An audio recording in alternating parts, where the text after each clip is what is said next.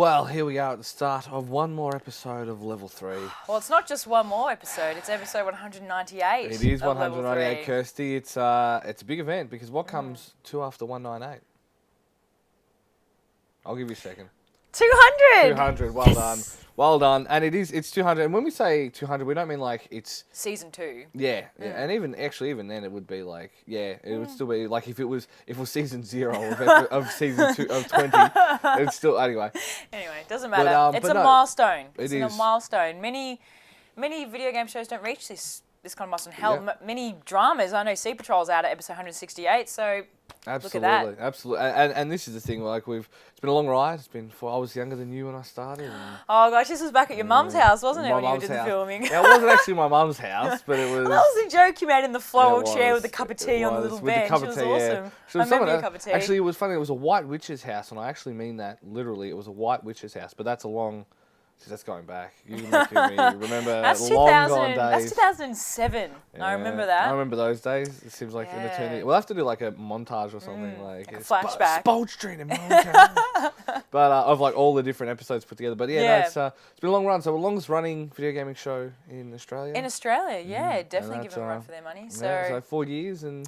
It's 198 episodes, so I'll have to get serious, get geared up for 200, make it as big as we can. Well, it's going to be a big celebration as well. So. Celebration! Speaking of celebration, yes. So speaking of celebrations, it works. Manor Bar in Melbourne. Yes, for those of you not aware, which should be very, very few of you, there's been a highly successful gaming bar in Brisbane, the Manor Bar, run by the Prince himself. The Prince, Mr. Blomberg, Yug, and he invited me down there actually last week, on the Friday, to come in and have a look at the joint. Obviously, they've just started renos. I think it was a jewellery store he was saying beforehand. It had this tacky paper chandelier. It was crazy. But no, it's there and I can certainly see what they're going for with it. Like, it's actually got like different areas, and they've got like a little. They're planning a little courtyard. They're planning a little upstairs area. So it's could be good. And it's in a pretty buzzing area as well. It is. It's Fitzroy, not Footscray. I was having kebabs there about 2:30 in the morning last night. It was like the midday. Yeah, no. So Brunswick Street, Fitzroy. Yep. And it's looking good, and hopefully they can pull it together. I mean, word has it it's going to be December, January for the release, and for the opening, I should say. Yeah, but there's no word yet. However, there is a Facebook group for the Manor Bar official opening party. Watch out. There's already at least 140 people in that group. We'll be there for both, but that's because of media accreditation. But Barry has the right idea. Get there early and just line up.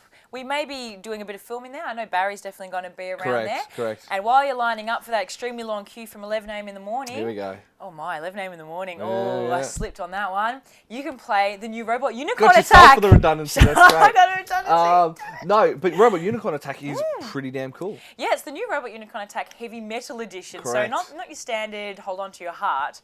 It's only God knows you're innocent. So instead of being open your eyes, for me, your eyes are open. It's only God knows I'm innocent, and then it's it's great. It's excellent. They've completely redone the whole graphic style, and they've actually changed some of the bits of land that you can land on. I don't know if you they've got the whole secret upper level. Was that in the first game? No, it was, but it was difficult to get there. But so it's very hard like that. So it's cheap on the iTunes store at the moment. So definitely check it out. It's an excellent accompaniment to the original Robot Unicorn Attack. So I highly recommend it for the times on the tram or in the line at Manor Bar. While you're waiting for that to download, you can also just watch the rest of the show because we'll go off to our first review now, I guess, and mosey on. Yeah, we'll see you later. Check it out.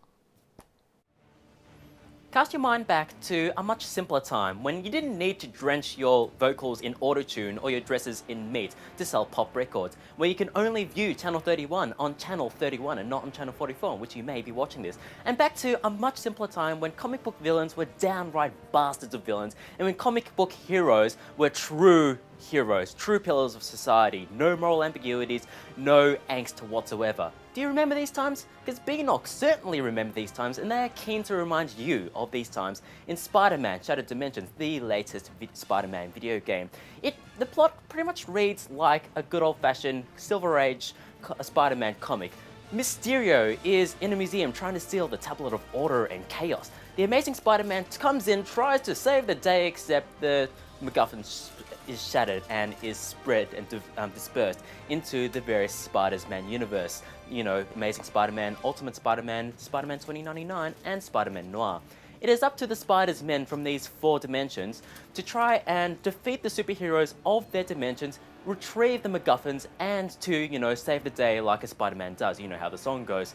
Yeah, from Beanox seemed to want to try and evoke that sort of tone of Silver Age superhero comics, and to a degree, they sort of succeed. First off, they try to evoke that old Silver Age tone in the graphics. Let me just get it out there right now. This game does look like an old Spider-Man comic book, especially the Amazing and Ultimate Spider-Man level. They're all cel-shaded, bright colors, black borders, that sort of thing. It's no longer the novelty that it was back when, say, 13 was released, one of the first major games to utilize cel shading, but it still does look effective for this game. It gets the point across, and most importantly, it does look good. Technically, artistically, the usual sort of things. So yeah, that does look good, but the real highlight of this are the Spider-Man Noir levels. As you'd expect from something called Noir, everything's all black and white and sepia, all really there's pretty much no colors in these levels whatsoever. It's the most artistically impressive of the lot, and yet it still manages to remain functional in terms of gaminess and that sort of thing. It just looks downright pretty. So the graphics in this Spider-Man game, I suppose, an 8 out of 10. Hey there, true believers. Watch as once again, frightening forces are at work in our world, ready to wreak havoc with our very existence. And then there's the audio. Now, maybe because the only point of references to Spider-Man that I have are the movies. I did some brief reading of the comics in time for this review, but my God, Spider-Man is rather quippy, filled with the one-liners. Just take a look at this clip. The tablet of order and chaos. Selling you on the black market is gonna make me a mint. Good, you can use a mint. Ugh, I can smell your breath from here. Spider-Man? Wait, how would you eat a mint through that fishbowl? Yeah, see what I mean? There are a lot of those sort of one-liners in that scene and throughout the game in general. There are more one-liners in this game than there are at a Supermodels After Party. But what do you expect from Dan Slott, who is a writer on Amazing Spider-Man, who penned the entire game and who does a really good job of it as well. He does certainly evoke those old Silver Age tones. And all these lines are really well performed by the various voice actors in this game. The highlights being Neil Patrick Harris as the Amazing Spider-Man, and also Christopher Daniel Barnes, who plays Spider-Man Noir. He does a bang-up job getting that sort of hard-boiled detective delivery in his lines. It's a cliche, but yeah, it certainly does more than does the job.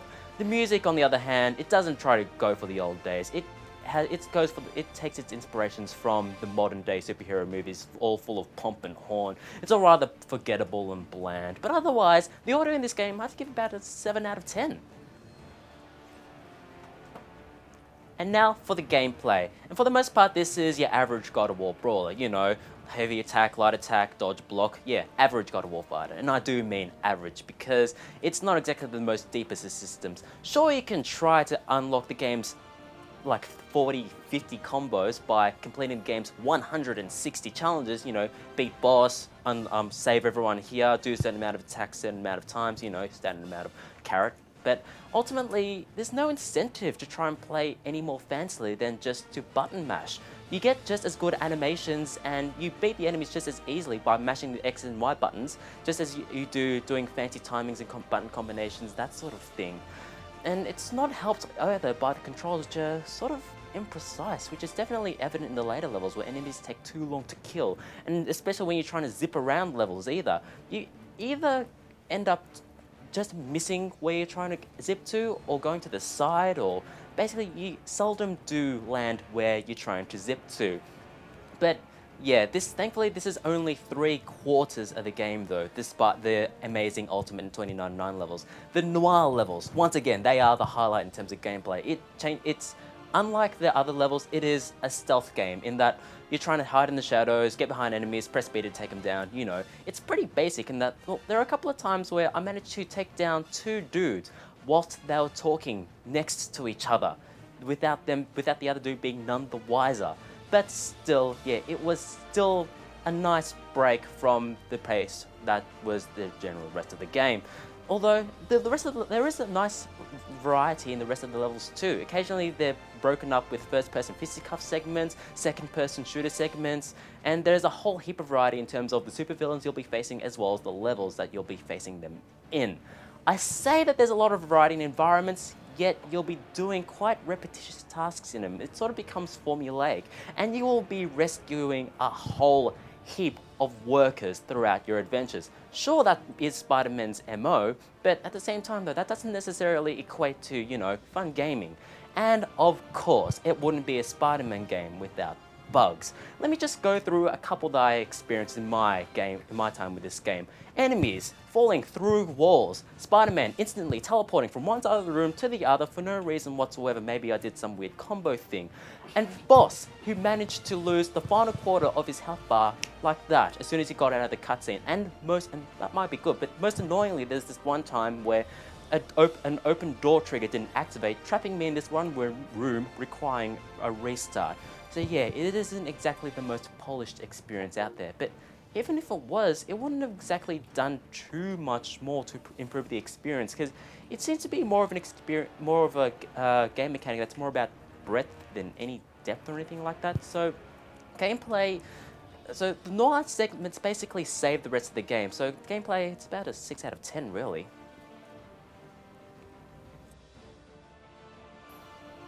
But yeah, despite the gameplay foibles, I still liked my time with Spider-Man Shattered Dimensions, and overall, I give the game about a 7 out of 10. Beanox have tried to evoke that Silver Age tone, and tonally, they do succeed. It looks like a 70s comic book, it sounds like a 70s comic book. It's a shame that the gameplay can't keep up. Thankfully, there are some good times, and the noir levels are overall just solid gold. If there's one good thing to come out of this, is that we have a Spider-Man experience that's 100% free of Tobey Maguire angst. And I believe we can all agree that that is a good thing.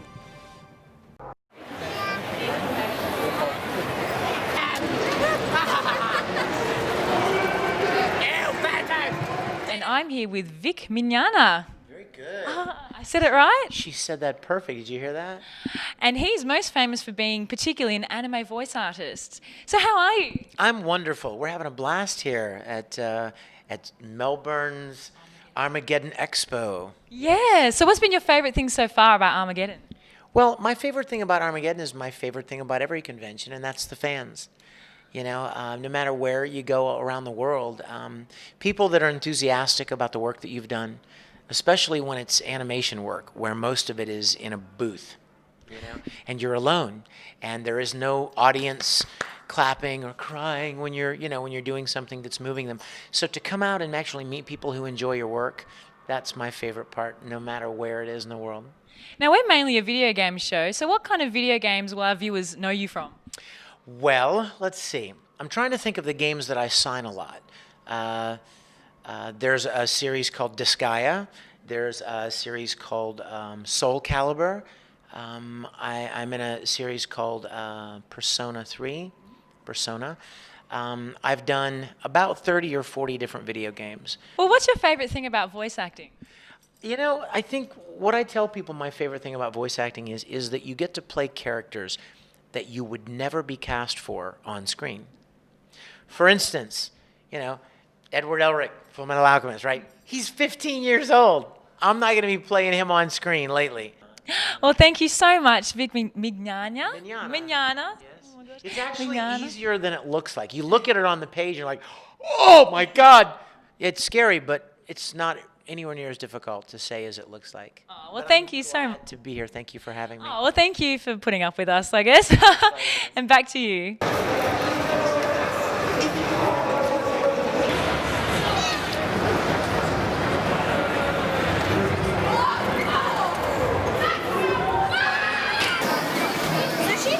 Joined today by Greg. Now, you're a very interesting person here at Armageddon. You're obviously enjoying the festivities, yes. But you've got a little bit of an accomplishment under your belt, don't you? Well, I mean, you could say that. I made a little film a couple of years ago called Wolf Creek, which did pretty well. You know, I think I've heard of that one. Yeah, And that was, yeah. Yeah, it's a little, it's about that guy in the outback and those kids, they get in trouble, and It was a tiny little film. Well, no, I have heard of it, so it's actually funny that we've bumped into you. It's really good. Now it's interesting. Wolf Creek. It was we normally cover video games. One thing I think hasn't been done is the serial killer thing, and one thing that I think hasn't been done is the serial killer thing in Australia. We have such a desolate outback, and I think was that what you were hoping for? Because that's I think what you managed to capture. I think so. I mean, we kind of like the goal was always to make an Australian boogeyman. Like, I know, being a fan of like the Texas Chainsaw films, Friday the 13th, Freddy, all those kind of things. I thought, why don't we have like an Australian movie iconic character? And I thought the obvious guy is like the crazy kind of bushman. And then after hearing about all, obviously the true cases in Australian history about those kind of characters, Mick just kind of evolved as being the Australian boogeyman. Well, and it's really interesting because it hasn't been explored. Obviously, Mad Max was probably the last one, but I think the one thing that really worked for you guys was John Jarratt as Mick was just amazing. I mean, how did that come about? Well, we basically, I met one actor for the role. I sat down with John, and within like 20 minutes, he'd totally convinced me that he knew this character back to front because he actually grew up in outback Queensland, and he knew these guys for real. So when you like the shooters and the jackaroos and things like that? Yeah, that's right. He'd grown up around these guys, and he just started talking and did the laugh and said, I know this guy and he should say this and this. And he was telling me what the character should say, that not the words in the script, but what he should do. And it was so authentic and realistic that I thought, this is the character. Well, my favourite one is still the lollipop. I still think that was certainly, did that kind of evolve, or was that something that was in the script? That evolved. A lot of it came from working with John and the other actors and basically them interacting and finding out things to do. But he kind of owned from the moment he read it, he sort of owned it, and then that was just, I think that was part of the reason the movie went so well, was that John was so authentic in that role and that character. Well, I have a funny story for you, actually. One of the guys who works on our show, now obviously the events are a little bit inspired by Ivan Milat, of course, the Sydney backpacker killer. One of the guys who works on the show, his fourth cousin is Ivan Milat. Right. Well, I should send him a DVD. Well, I reckon that'd be a good idea. That's good cross promo. Yeah, come and meet the cousin of the guy. This is like loosely. We could have a stand here next year. Yeah. I reckon. What do you reckon? We book it. I love it. Anything big planned coming up? We have actually working on a sequel to Wolf Creek. So we're in the early days. We wanted to do it a couple of years ago, but we couldn't get the script to where we wanted to be. So we finally cracked the screenplay. So we would love to go back into the outback and shoot more backpackers. I think I would like that. Well, I shouldn't say that too loud. People might hear me. But Greg, thank you very much for your time. Awesome. Fantastic to speak to you. Thank you. Well, back where it started for us at least. Oh, I'm so tired. Where the hell did you come from? I've been here all day. No, really? Yeah, I've been here since 8:30. I got here before it opened. No, really? Yeah, really. What have you've been busy though? You've been actually doing stuff. I've been really busy. I mean, cosplay happened. That was awesome. Been helping out friends at traders, just talking to people, keeping social. There's a lot of people here. I'm amazed at the crush. Me and Kirsty were saying earlier, just amazing how many people here. And I'm amazed at how many people stop to take photos with goddamn Elvira when we're trying to film. Oh, it's all my boobs. Well done. Well, that's more Barbarella. No, I got to say. Why are you explaining it? Well, because so many people don't know that I'm Elvira. We got mainly Morticia Adams. Morticia Adams is a big one. Morticia Adams is different. The hair, actually, it's a little less exuberant. But I did get at least 5 stalkers, which was quite nice. It was pretty well done. That's it's not a new record, but it's a pretty good showing for you. Oh, yeah, it's not bad, actually. People following me around and stuff, like staring at me quite seductively. It was really interesting. Seductively? Seductively, like trying to lure me into their den. Really the right word we should be using for it? I think a greasy might be a little bit more appropriate. Did you get that? I had that. I was dressed as Jason from Level 3, and I had people like checking me out all day. People don't know who Dan is. Well, no, because Dan doesn't wear a watch, and he doesn't have a white belt. Continuity error. Just shut up. Continuity error. That's what? Rich. What? From me getting it wrong, it's Rich. What? Or shoes, or socks. Well, his hair's not curly. You could go all day. So what are our thoughts so far about the whole event? It's just been fantastic. Like, just the sheer number of people was just made. It's such a great atmosphere. So I loved it. Definitely 10 out of 10. Well, we're actually ranking it, are we? So the graphics were actually a 6 out of 10. Yeah, actually, there was like a dig on the no. There was some moments. Trust me, there's some absolute stunners around here. Elvira's not bad either. And sorry, Barry, you're not my thing. Yeah, wow. What do you think? I think it's been fun. It's been worth coming to, definitely. Always is. So, but this one's been bigger than the others by a considerable margin. I'm going to say that's kind of flat. That's the one thing that surprised me was just how many people we had like pouring past us. Like it was just a crush of humanity. Well, there's been some really good special guests. People love Stargate, and there's been Stargate special guests. People will flock to that. That goddamn John DiMaggio as well. But they also had Lloyd Kaufman, man. Lloyd Kaufman from Troma. Nobody else cares, do they? Whatever. Lloyd Kaufman is a genius. All day. Whatevs. But I guess that's it for the show, is it? Should we wave goodbye? We're done. Do we sing Close Your Eyes? No? Yeah. That's just for the stream, isn't it? It's been done. All All right, So watch the stream, you can see us sing it. I see what he did there. Tied in the stream. Wave to the kids. Bye-bye. Q. Let me go for a bit of a weird one, actually. Super Meat Boy, you play as an animated cube of meat who's in love with a girl, bandaged girl, who is made of bandages. And your arch nemesis is a fetus in a jar wearing a suit. No, I'm serious. This is exactly what the game is about. So the idea is Fetus Boy, or whatever the hell his name is, Dr. Fetus or whatever. Dr. Fetus sounds terrible. It takes Bandage Girl into all these different worlds, and you've got to go save her each time. So it's like a platformer. It's just a very simple, I say Mario-esque platformer, in that you've got run, jump, the ability to wall jump, things like that, or like a lot of little acrobatic moves and various other abilities. But the main thing is it's just all about the precision timing of your jumps, the precision running, the learning the patterns. It's very old school in its approach, and it's very punishing. Like, if you don't think about what you're going to do before you do it and just do it, you're more likely going to die. But eventually you'll learn the pattern on how to do it like this.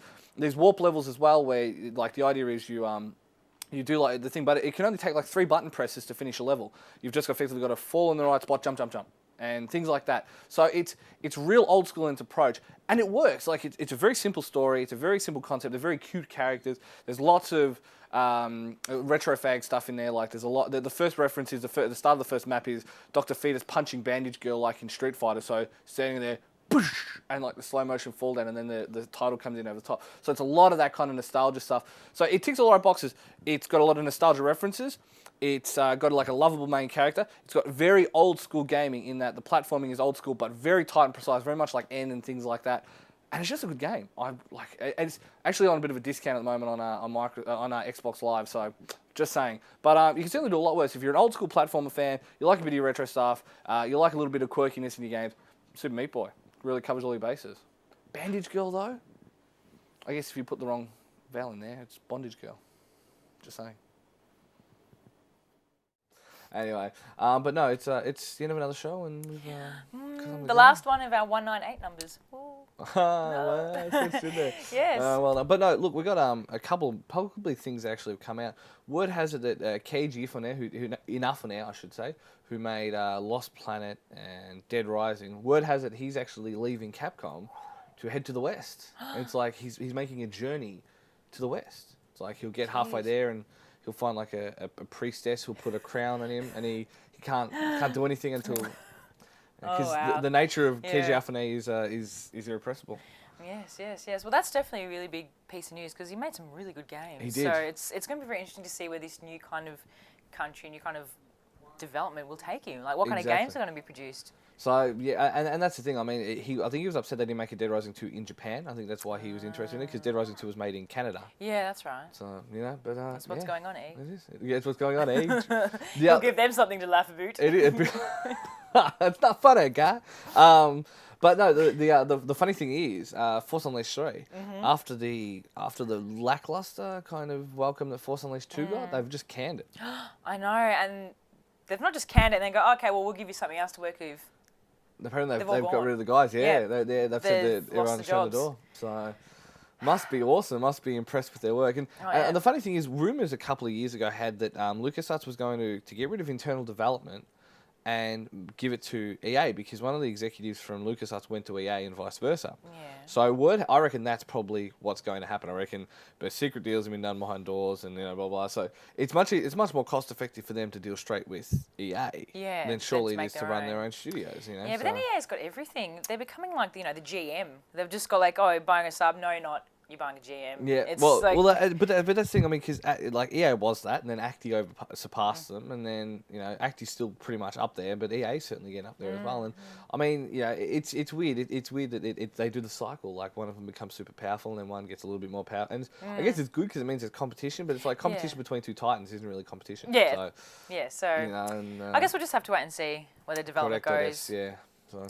That's right, but one thing we do have, speaking of smaller publishers, we have 6 copies of Pro Evolution Soccer to give away. Thank you to Mindscape, who back down there looks after us very well. And we have 3 copies on Xbox and 3 copies on PS3s. And the question we're asking is, give us your fantasy soccer team. So it doesn't even have to be real people. Like, as in, it doesn't have to be Can I have soccer like players. 16 David Beckhams or? You can have 16 David Beckhams if that's fine. We only need, It'd be pretty, 11 lot players. of money. Yeah, 11 players and 2 subs is all we need. Yeah. I mean, we've had a couple of answers. A couple of people were putting like video game characters in there. Someone put. One guy said, I only need 11 players and 2 subs. I've got Chuck Norris. That's a good one. I would have said Sephiroth was another one, because then he just like annihilate all the players. This is true. He'll drop or like Solid meteors Snake. on them. Yeah, Solid Snake Snake could be good, because he just like, you get all these goals that start appearing, you don't know where it's come from. Correct. So, you know, there's plenty of answers you can give us. There's plenty of different ways you can go with it. You can be serious with it. You can be serious with it. Doesn't get as much a response from it. Like, it's funny how Pro Evo brings out a lot of the people who probably aren't that big of gamers, because I was getting like, you know, I meant to know who these people are. Like Messi, I mean, fair enough, he's on the front cover, so I know who he is. Yeah. I was like, oh, Ronaldinho for this spot, and this person for that spot, and, you know, Barriaga, Araga, Aluglia, Barriaga too, you know, and I'm like, who the fuck? Anyway, but send your answers in. We've got copies to give away. Yep. I guess it's the end of the show. Check out the forums, the Facebook, the Twitter. The live streams are on Mondays, normally, unless we don't have power outages. Kirsty, thank you for joining me. Thanks for having me. It's been great. We'll see you guys next time. Ooh. Thanks for that, Jason. Can't wait to see what you have for us next time.